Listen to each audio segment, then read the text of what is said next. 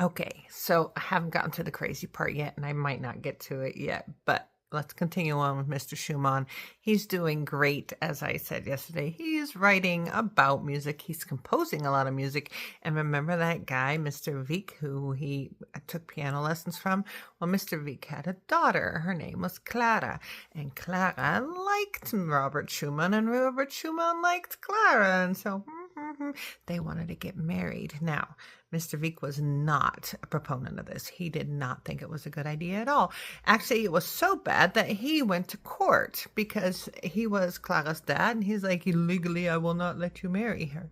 Well, they didn't stop wanting to get married, and eventually, time had gone on so long that Clara and Robert got to get married.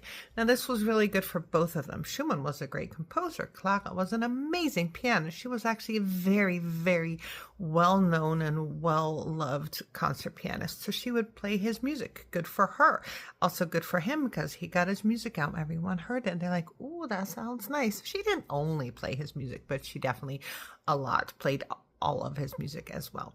So that was really fun. And then there were some problems. Now, Schumann was brilliant, but had some major mental health issues, like really badly. And a lot of people now afterwards are thinking it was probably bipolar disorder.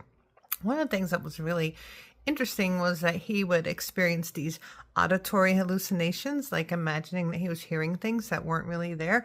But those auditory hallucinations, they would like end up on the paper and he would compose them or use them in compositions. So did he write his own stuff? I guess so. But it got really bad. At one point, he threw himself into the Rhine River trying to kill himself. He was saved, but he was never okay. I don't know if it had gone too long without oxygen to his brain or what happened, but he never fully recovered and he ended up in an asylum. Clara was very loving to him, kept playing his stuff. She would visit him, but he was not safe to be on his own. So he was in an asylum and he spent 2 years there and then he passed away quite young. He was in his mid-40s, maybe back then, maybe it wasn't so young, but yeah, he died.